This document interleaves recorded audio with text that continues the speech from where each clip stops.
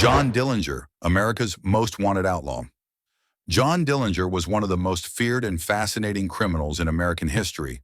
Born in Indianapolis, Indiana in 1903, he grew up in a working-class family. His childhood was strict and often unhappy.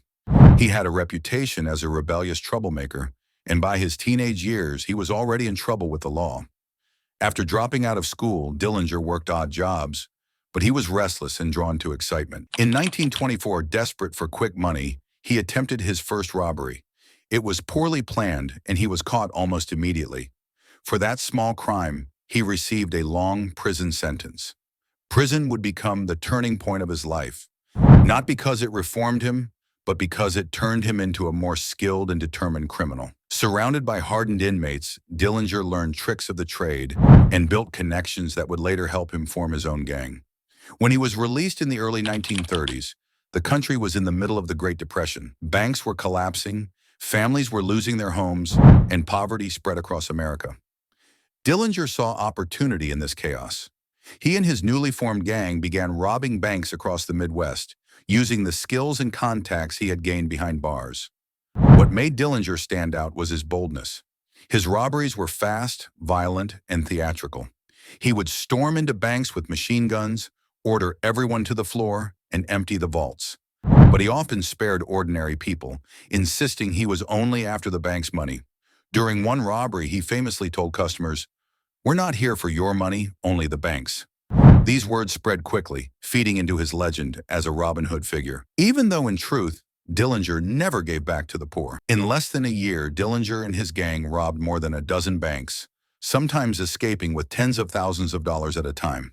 His charm and daring escapes made him a media sensation. Newspapers reported on every heist, every car chase, and every narrow escape from the police. To a struggling public, he seemed like a folk hero, a man striking back at a financial system that had failed them. But to law enforcement, he was public enemy number one. The FBI, led by J. Edgar Hoover, made Dillinger's capture their top priority. But it was not easy. Dillinger was clever, quick-thinking, and fearless. He escaped from police custody more than once. In one famous incident, he carved a fake gun out of wood, painted it black, and used it to bluff his way past guards and escape from jail. Stories like these humiliated law enforcement and made him even more legendary in the eyes of the public. But every legend has an ending. In July 1934, Dillinger's luck began to run out. The FBI had been closing in on him for months, using informants and new investigative tactics. Finally, they received a tip from a woman who betrayed him. She led agents to the Biograph Theater in Chicago, where Dillinger was watching a movie with two women. As he exited the theater, federal agents were waiting outside. When Dillinger realized he had been trapped, he reached for his weapon and tried to run into a nearby alley. The agents opened fire.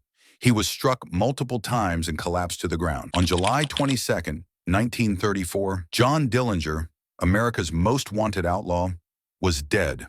He was only 31 years old. News of his death spread like wildfire. Crowds gathered outside the theater to see his body, and newspapers across the nation published photographs of the blood-stained sidewalk where he fell. To some, his death was the end of a thrilling story. To others, it was justice finally served. John Dillinger's story reflects the desperation and chaos of the Great Depression era. He was part criminal mastermind, part celebrity, and part myth. His robberies exposed the weakness of law enforcement at the time and forced the FBI to modernize its methods. Even today, Dillinger is remembered not just as a criminal, but as a symbol of defiance during one of America's darkest economic periods. He lived fast, died young, and left behind a legend that still fascinates the world. Dillinger's name remains forever tied to the image of the fearless outlaw, the man who took on banks, the law, and the system itself, and for a brief moment became the most famous criminal in America.